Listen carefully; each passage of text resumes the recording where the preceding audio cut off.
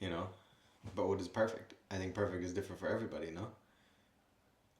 I I agree with you. I think the it's very subjective what perfection is Yeah. and what happiness is. It's very subjective. Yeah. I mean, I could sit here and tell you, yeah, my life has been perfect from beginning to end. You know, there's what, a 30% chance that I could have been born in India. There's a 30% chance that I could have been born in China, but I didn't. I was born in Germany, right? To an American Because of your mother. background, right? Right, that's what I'm saying. Like, you know, you never know. You know what? Me as a human, I was born in Germany, Okay. right? And if you look at the population of the world and the way the law of averages, right? That's I ended up in Germany with an American mother and a German father, right? Can I How do you, say that I got lucky in that sense? In my perception, yeah. I feel like I got lucky. I get to grow up in two different continents, right? Two different cultures, two different languages right from the beginning, right? Similar to you, my you kid, know. yeah. Also you were born in South America, in Colombia, but you grew up, you know, halfway in the United States and here, you know. So are you lucky? In your perception, yeah. But Well, that's a deep question because like my next question to you is like, how do you describe your life until now? How would you say your life has been until now? roller coaster. But yeah, I mean, just going back to the whole thing, like, can people have a perfect life, right? Like, you can sit here and say, yeah, you had a perfect, you had a perfect, I've had a perfect, like, I can sit here and say I've had the perfect life, right? And I think the reason why I can say I've had the perfect life is because the misfortunes that I've had in my life and the tragedy and the difficult times in my life have led me to where I am now and the person I am now, right? Am I happy with who I am? Yes. Am I happy where I'm at? Yes. So, has my life been perfect? If I look at it from the standpoint of being who I am today and what I want, who I want to be and who I want to be with, yeah, it's a perfect life. Yes, yes, yes. But getting here, has it been perfect? Fuck no. Yeah. It's Well, it's been really fucking hard. I think like all of us, depending on it doesn't matter what you live in, right? It's just if you're here on this earth, like no one told you you were gonna have a happy and a perfect life, and the perfect life comes with learning from everything you have to face in your life, right? And whether you see it as a good or bad thing, which I don't think there is good or bad, right? It's just what you learn from everything that you had to live Yeah. growing up, right? Yeah. So I agree with you. I think everybody in the end can say like I had the perfect life. You can either say I had the perfect life for me or not. You know, I in agree the with end, do I have a roof over my head? Yes. Do I have friends and family that love me and are supportive of me? Yes. Do I have friends and family that I love? Yes. Do I have an amazing wife who I love and she loves me? Yes. So, do I have the perfect life? Yeah, I do. So, Okay. and to get there, I had to face certain adversities and go go through certain things. So, those things weren't perfect, but it got me here. So, Mm. in the end, I have the perfect life, right? So, I, perfect isn't always what you think it to be. I think I've gotten to know you better over the last year, and I feel like you're always positive, right? You're always thinking on a solution instead of the problem, right? It's like, okay, what needs to get done, right? Were you always like that? Always. It's funny because I always tell people like I don't know what it's like. Like, okay, my mom will disagree with this. My sister will disagree with this. Some people might disagree with this, like my wife, but I will argue with them about it. But like, I don't understand, like people who are like, oh, I woke up in a bad mood. I don't understand that. Like, I just don't get that. Like, I'm very steady. I get sad. Uh, I get pensive, right? But I'm not in a bad mood, and I rarely am negative, right? Hmm. Like, I think uh, being negative is a huge waste of time. And like, I hate wasting time in anything that I do. Like, I hate wasting time. Like, I hate, like, if I'm going from point A to point B and I take a wrong turn, man, I'm really upset at myself because I hate Hmm. wasting time. Like, anything that I'm doing, like, I hate wasting time. And we don't have enough time. Yeah. And so, why waste time on anything that you don't have to, and why waste time being negative? Yeah. Right? When you can be positive. And I don't even see it as being positive. I'm not a positive person. I'm just not negative. You decided not to be negative. No, I never decided. I just am like this. No, but in your head, yeah, like, I guess you have to decide to see a different way, but not negative. Yeah, but right? I don't think I consciously do it. I just think this is how I am. Like it's just how I've always been. Like I've always been, as is. Like if life throws something at me, I'm not gonna beat myself up about it. Maybe I'll be sad about it for a little bit. I'll think about it, and I'm like, but you gotta keep moving. You gotta keep moving, right? Yeah. And that's the thing. I have people that will disagree with what I'm gonna say, but like we share similar beliefs, right? And I believe on this concept of turning the page, right? You could rewrite the same page over and over until the page starts to you have holes in the page, right? Or you can just turn the page and keep writing, right? Whatever that happened. Just keep writing a new chapter and keep just moving forward, instead of like having that mentality of like, no, there's something that I could have done, or just seeing the negative aspects of everything in life. Well, it's funny you say that, because while I'm not a negative person at all, the one thing that I do battle a lot is living with regret. Like, I feel like I made bad decisions, or I wish I had done something differently, right? And I will look back on that, and it not for a long time, but like I'll sit there and be like, shit, fuck, like why did I do that? I wish I didn't do that. I wish I had made this decision. Because usually you get to a crossroads in your life, right? You get to this point. I can go to the right, I can go to the left, or I can keep going straight, right? Or I can go backwards. But you never want to go backwards, right? So you're either left, right, or straight. And then I sit there and I look back and I regret a lot. And that is one thing that I do battle. It's a right? very like turning the page. Thing. Like, yes, I turn the page, but I'll go back and read that page again and again and again and be like, yeah. But doesn't that contradict what you said in the beginning, that everything that happened in the past needed to happen for you to be here 100%. Today, right? So it's like, I think sometimes I fall into that. It's like, oh, I could have done this, but then I'm like, that could have doesn't exist. Like, it's already there, right? But then I try to think, okay, if I started a business and it went bankrupt, if I got laid off from work, if I had a breakup, for sure, we could have done things differently, right? But we did what we did because that was 100% of our intelligence or consciousness at that moment in life, right? Right now, we think differently. And that's a good thing that we think differently from like a few years ago, right? Because if we didn't, it's because we didn't evolve. Yeah. But I think that's where regret comes into play. Like, plays game. Like, our mind's like, hey, remember what you did? Yeah. But because I would summarize it. I like this concept. It's like, today you are the person.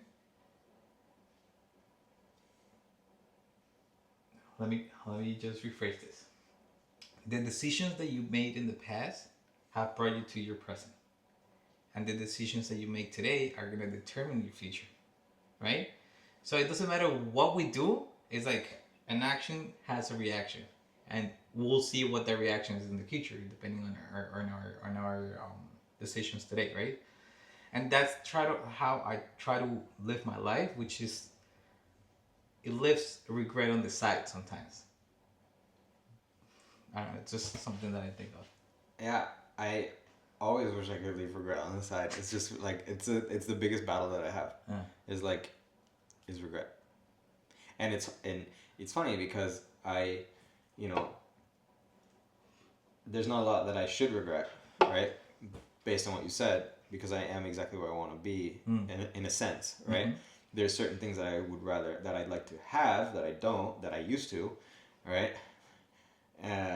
But that came at those consequences came in that. Losing that came with the gain of something else, right? Mm-hmm. And that gain is worth a lot more than maybe what I lost. And So, but it's still hard to not regret things. Career, paths taken, you know.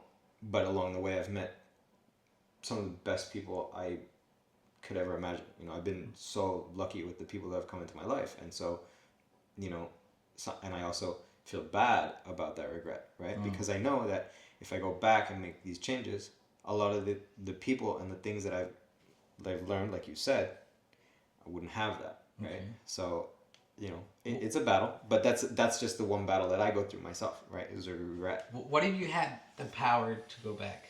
What are two things that you would have done differently? And like, give us the full picture, like situations, things you would have said, actions you would have taken, like just two things. If you had that power. Uh, that's a great question.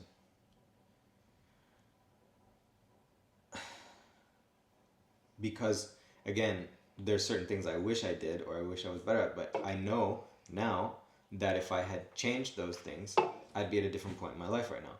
So now I have to think about what could I change in the past that's not going to change necessarily where I end up now, right? Let me change because the question. I am where I want to be. For example, not trusting so much, or like on your businesses, and like all the things that had happened to you happened for a reason, of course, but things that you could have done maybe better, doing a little bit more research, being more cautious about your partnerships, no, things like that, right? Is this the same question? Like, what would you change? Uh-huh. Like, what two things would I change? You know,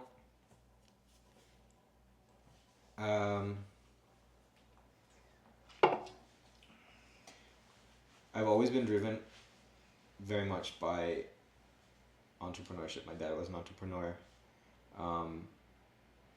Funny enough, I wanted to be a pilot growing up. But somehow I went away from that. I don't know how. I think that's one of the big regrets that I have, is not pursuing a career, right?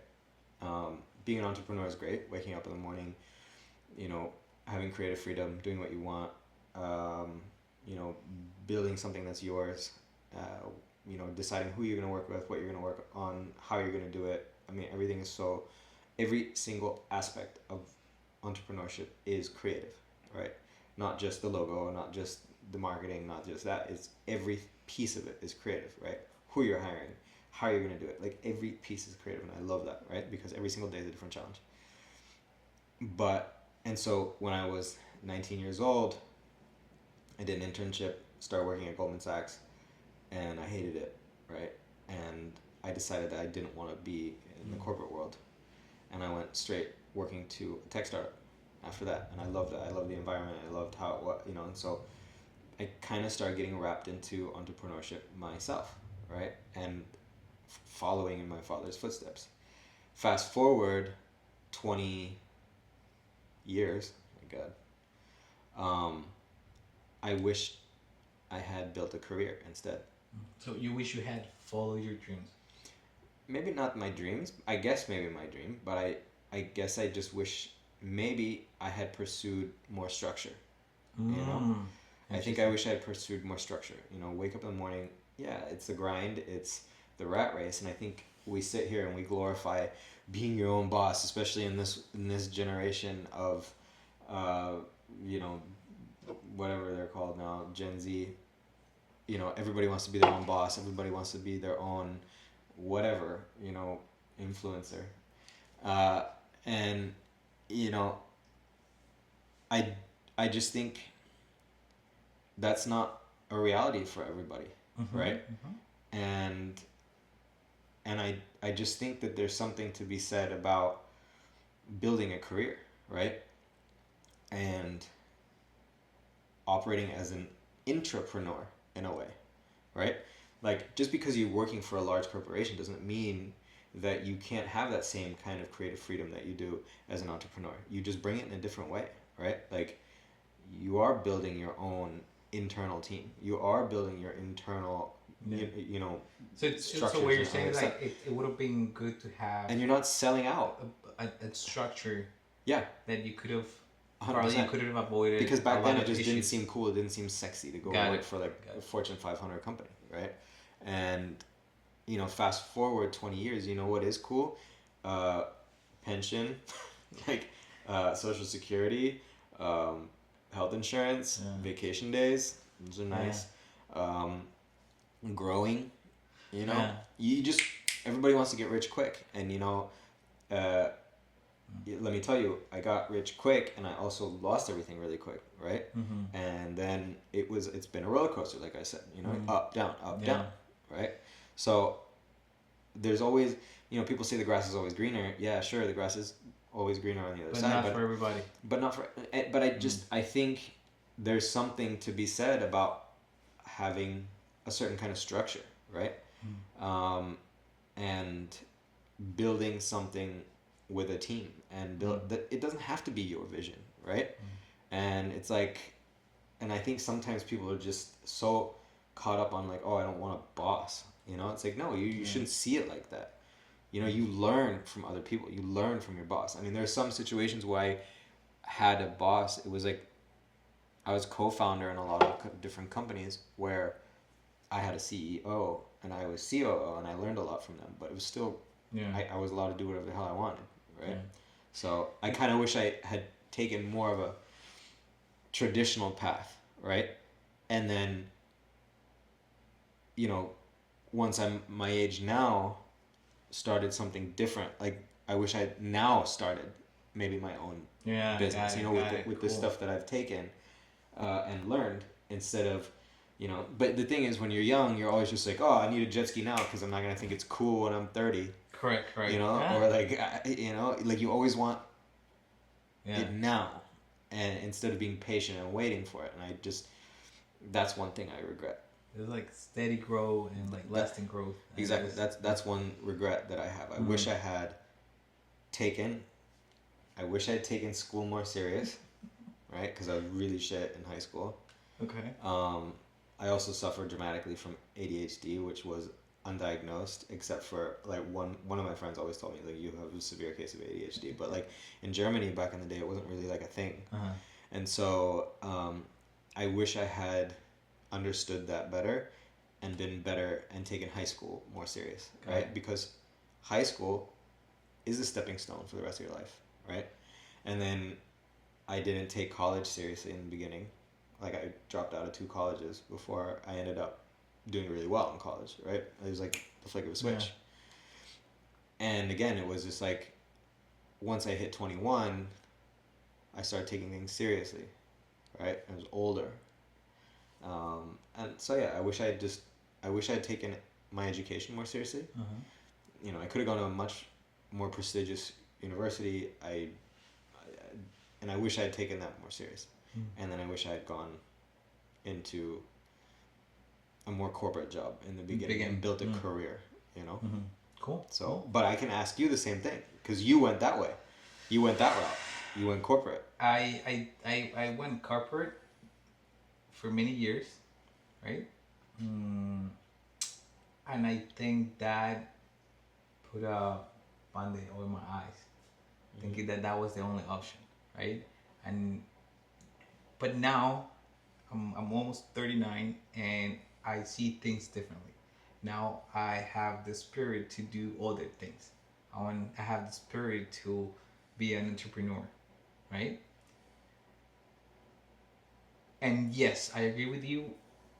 We need a strong base if you want lasting growth, right? And if you want things to last in the future. Because if you don't have like a state like a strong base, anything that you start is just gonna fall apart at some point, right? Or it's gonna struggle. Or you're gonna struggle getting to where you want to be with your own projects, right? I wasn't a great student either. I was kind of a mess. But you said something that clicked with something that I'm reading, and it's we all have different purposes in life, right? There is people that are born to be singers, politicians, and I don't believe that you can do or be everything you want. Honestly, I don't believe that. It's like it doesn't matter how hard you try to be a singer. You might not be a singer. You not be as famous as all these big stars right now. You maybe your purpose in life was something else, and you just ignored it. You're just gonna sing in the shower. You're just gonna sing. I don't even sing in the shower. I'm awful with it, right? But I agree with you with um, um, that most people want everything fast and they want to become rich and they just want to do everything that social media shows them how to get rich, right? And easy money doesn't exist. That this is what I believe in, right? Not I don't want to create a controversy here, but when No, I but it's believe true. when I believe that money, that easy money existed, is where I lost the most money, right? And I do believe on putting in the hours, working hard, preparing yourself, but that takes time, and no one wants to invest time in anything nowadays, right? And it's not. I don't know if it's a generational thing or if it's just like desperation. I don't really know what that is, right? But but yeah, this is. I like what you just said. It's super interesting, super interesting. Yeah, I mean, it, I just yeah.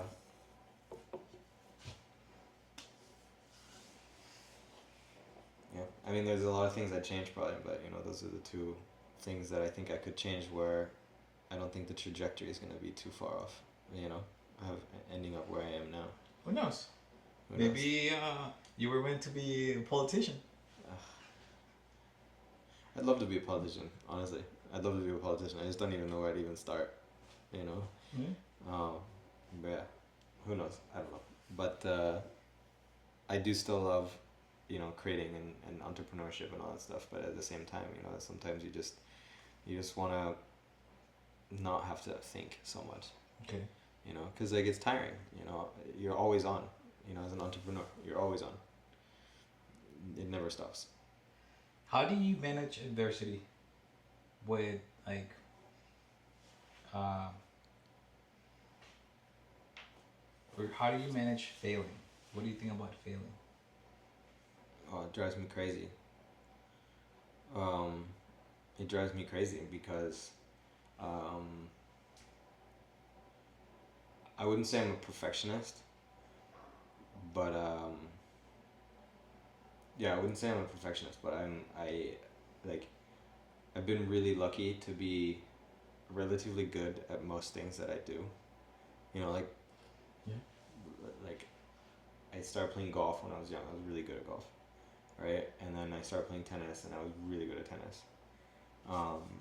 I played competitively golf. I played for the Bavarian um, state team in Germany, and then growing up with my best friend, we played. We used to go to Duke every summer for the Duke feeder school, and they always kept tabs on us to come possibly play at Duke later.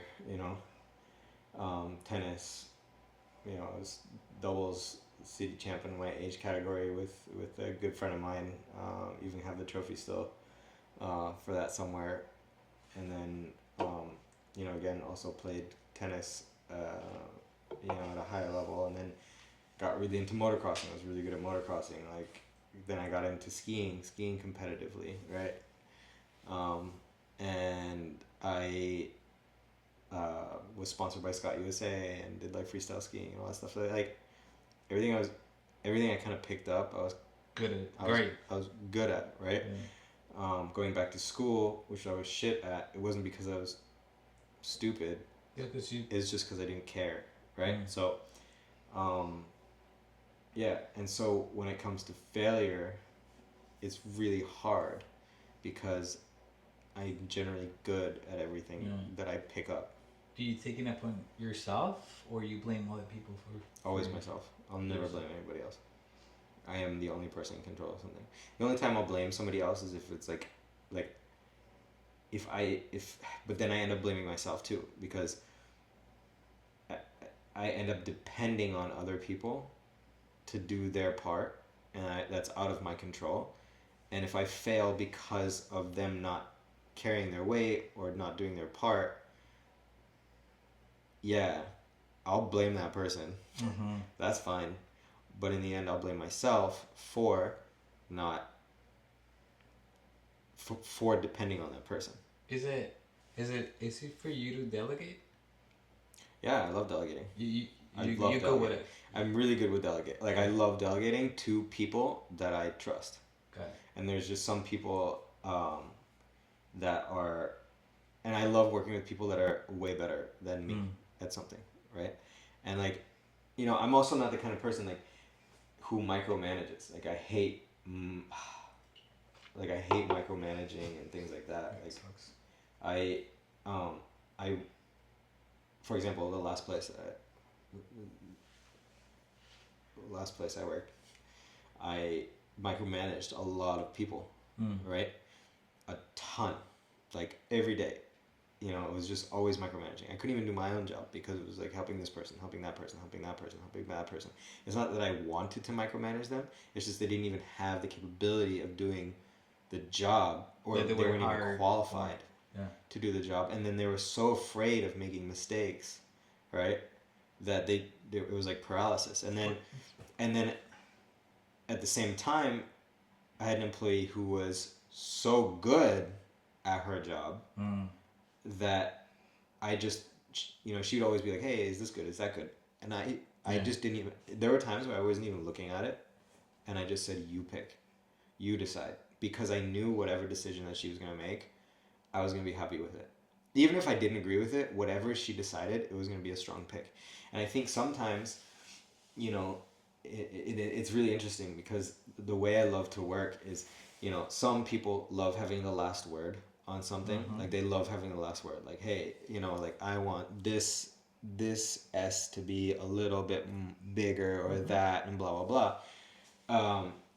But when I'm working with somebody that knows their stuff so well, I don't care, because there's no right way to do something. Correct. There's no perfect way to do something, and everybody is so subjective, right? So why is my opinion so much better than somebody else's, right? And that's a mentality that could create a lot of friction in companies or partnerships. Like, I believe that micromanaging people would just prevent people from taking off, from growing, from learning how to lead, from learning how to take action. Right, you're like a team, right? Let's say you have a team, and if you don't encourage them to put in practice what they know, and to coach them how to learn and be responsible and have ownership over projects, because you're micromanaging them, it's gonna be living hell. You're not gonna have a very motivated team that would execute anything for you. Yeah, but you have to. The thing is, there's that, but then there's also teams that are too afraid to do anything. So you're forced to micromanage, right? It's not even micromanagement. Oh, interesting. It's not even micromanagement. I don't even want to call it micromanagement. It's not micromanagement. It's forced management. Because of incompetence, right? But then, so it goes back to like the way you hire them. Yeah, but I didn't hire them. So. No. Of course. But then, yeah, it's I think. Not having a well-prepared team will eventually create chaos. It's the most important thing. Yeah. Yeah. But I remember the hiring process at the last place where I was working. They just hired somebody, and they're like, "Hey, could you interview them?" And I was like, "I don't think this is the right person." And they found out they'd already hired that person, right? And I was like, "What do I interview them for?" And there was nothing, there was no, and it's so important. It doesn't matter how how low or high or whatever the position is, you need to understand that person, right? And you need to understand how they work. And, they were super nice. This person was super, super nice. And she but she was replacing somebody who's doing like 5 people's jobs and was so on top of everything, right? And then that just slows everything down. So what do? That person's hired and you have to deal with it. And that person I'm their superior. So, and that's one thing I'm really guilty of. And my wife and I argue about this sometimes. Once somebody's on my team, it's really hard for me to throw anybody else under the bus. And I will do everything I can to make my team look good, right? Okay. Because I end up loving my team, right? And I will help them try to be better and better and better. Mm-hmm.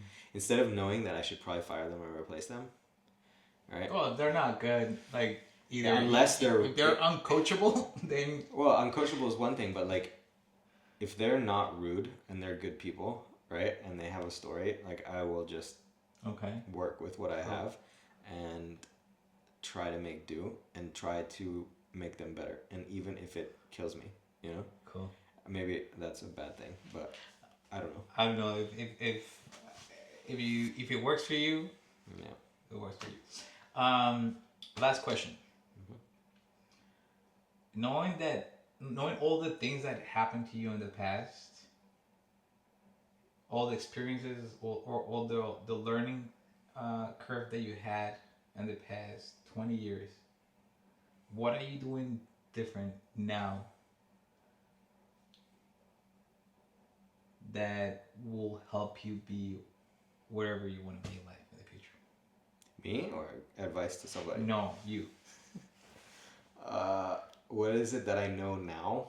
What are you doing different now that I was doing back then? Back then, which eventually will help you later in life, or help me improve. I'll ask you that first. Okay. I'll ask you that first because I need a second. Because, yeah. What am I doing differently?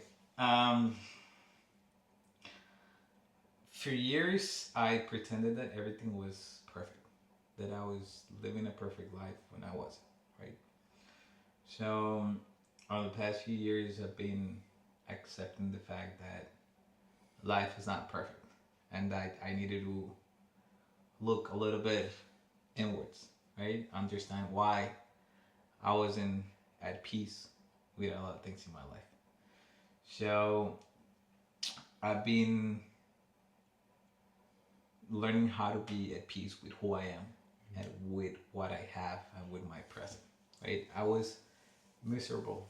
I was very unhappy because I wasn't where I wanted to be, because I didn't have the girlfriend I wanted to have, because I didn't have the money that I wanted to have, right? So I've been understanding that Juan today is just perfect. Where I'm in life is just perfect. And being grateful. I was a very ungrateful person. Mm-hmm. Until one day I got involved with this nonprofit organization in Colombia that helps kids that have any illness that you can imagine, right? And when I saw them, it's like they taught me a lesson. It's like I have everything I need to be at peace, but I didn't see it, right? So that right there, it's helping me think and execute differently. Be more appreciative. Yes, more appreciative of everything that Counting I have. the haves and not the have-nots. Correct. But it took me a while. It took me a while to understand, and well, it's hard because we live in a super materialistic world where every day we sit and we look at Instagram and we're like, oh, this person has this, this person has that, but it's usually fake, right? Correct. And we are measured by our achievements and what we have, opposed to going back to what we started, a roof over our head. Correct. And I stopped. I'm trying to care less and less about what people think. Mm-hmm. Right? I'm doing new things for myself. That in the beginning I was like, oh, what will people think? What will people say about what I'm doing? Right? Being more active on social media, talking about what things that I like, right? Doing this, right? And I'm happy, not all the time, but like I'm happy with what I'm doing for myself, which eventually will reflect on what I do for other people. And that's where I am right now. Whatever that happens after that, I'll tell you in 6 months or in a year if it's working. If it's working, yeah. It's funny because I think something you just said this kind of sparked the one thing that I've changed that is different about me than 20 years ago me. I think one big problem that I've always had is like living, like, I don't know, like, it's really hard to explain. I plan a lot for the future. Like, I always am thinking, like, what am I going to do in 5 years? What am I going to do in, 2 years? Like, blah, blah, blah, blah. Instead of living, like, right now, right? And I was planning for the wrong things, right? So it was always like, okay, in 5 years, I want to move back to Germany, right? And in 5 years, I want to have this, this, this, and this, right?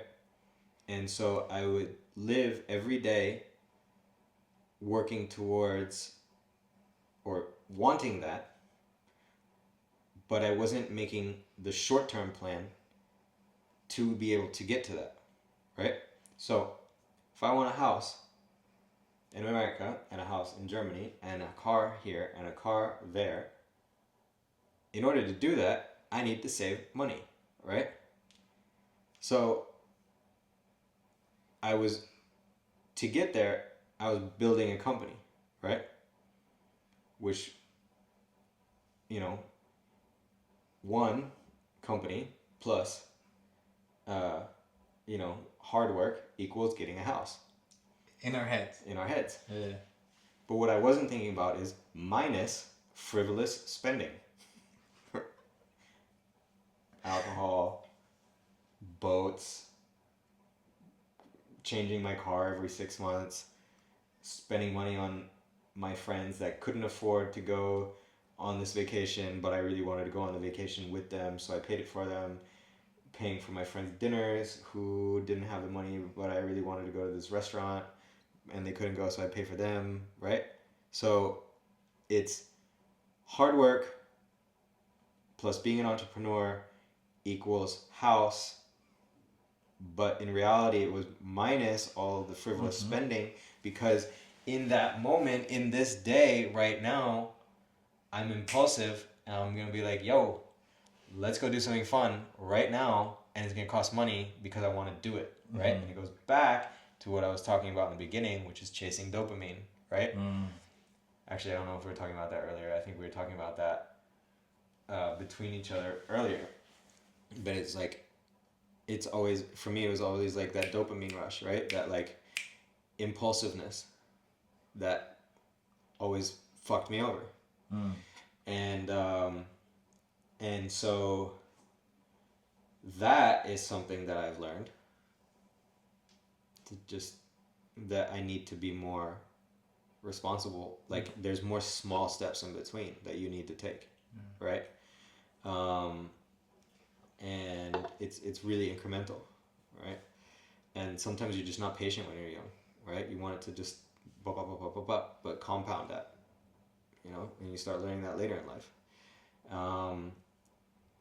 So that's one thing. And the other thing I think that was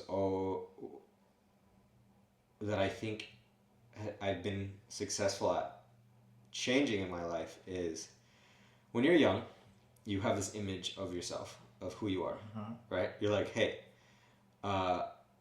I'm cool. Or who you think you are. Yeah, or what you think is cool, or what you think you want to be, right?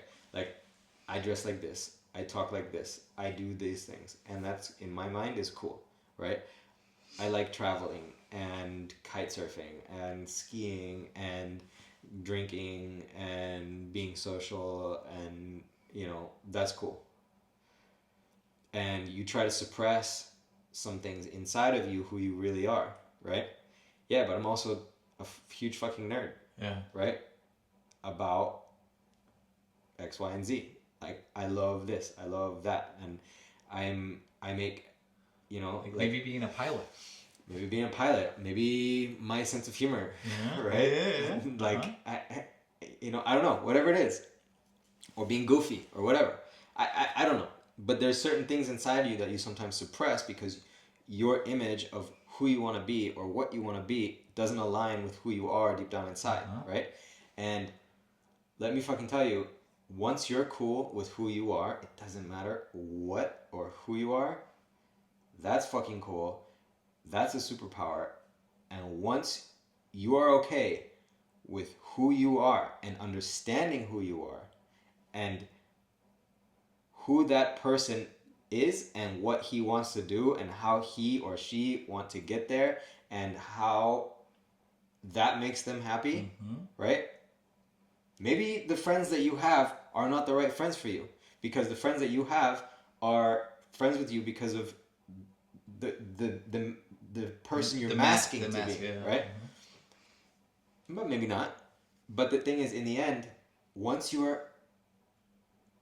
know who you are and you're okay with that and you're proud of that,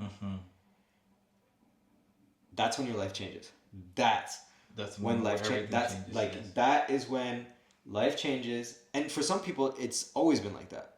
You know, like it's always like you've always been authentic, right?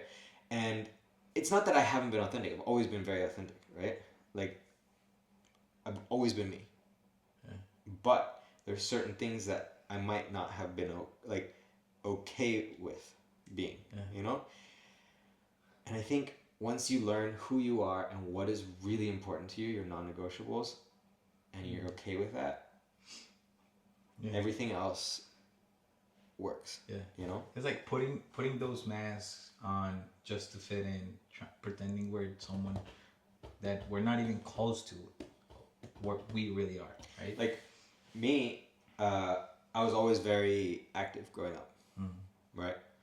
And I don't know why this is, but I think this comes from my dad. I come from a very attractive family. My dad was a very good looking guy. My mom's beautiful. My sisters are all beautiful. Right? What are you trying to tell us?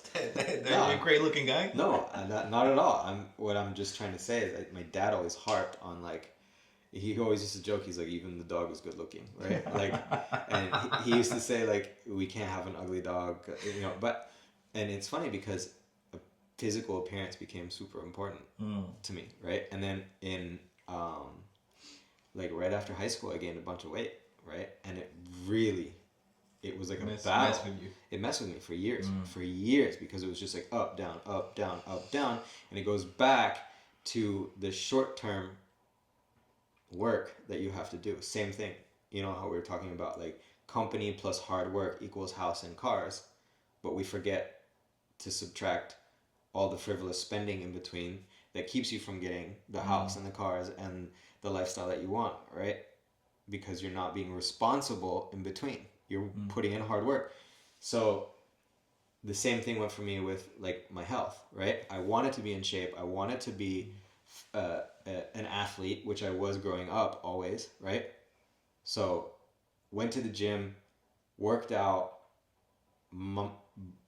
wanted six-pack strength, you know, all that stuff, but forgot about minus the burger, minus the beer, minus, you know, all these different things. And so while my goal was to be healthy, I didn't, and because that's something that was important to me, and it affected so many facets of my life, my confidence, everything was affected by that, and it was always in my mind. But I couldn't get there because I didn't have the discipline from in the small moments, and that which happens, compound, right? And that happens to all of us in every single aspect of our lives. It's like we want something, but we don't take action. Yeah, but you know, I think the most important thing that I've learned is it's when it comes to money, when it comes to health, when it comes to all these things, it's all the small little decisions that you make, right? Correct. That it's the tiny little decisions that you make that compound into a big good decision. Lots of small, unobvious decisions, right? Like, you know, when it comes to your health, I'm gonna go for a run today for 20 minutes. 20 minutes. That's all I have. I've worked out Monday through Saturday, 6 days a week, an hour, hour and a half every day this week, right? I'm gonna go for a 20-minute run today. Yeah. Just, I don't have to, Yeah. but it's 20 more minutes. It's 200 more calories, right? But you want to know why sometimes people fail to continue to do that? Because they don't see a result right away. Right, and that's the biggest. If you run today, you're not going to see the result. If you run 5 days in a row, you might not see the result. But if you continue to run for a month, you are going to see a change in your body, and your mind is going to change, right? 100%. But that goes back to what we discussed in the beginning. Everyone wants everything right away, right? And that doesn't happen. Right, and it like, you know, like I was saying, I'm gonna run 20 minutes today, right? Then, you know, I sit there and I look at like a glass of orange juice.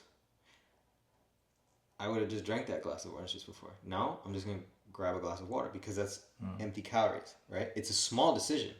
It's a super small decision. But we'll start shaping the result. But if I do that again tomorrow, and again tomorrow, and again tomorrow, that's gonna change the results that I have, right?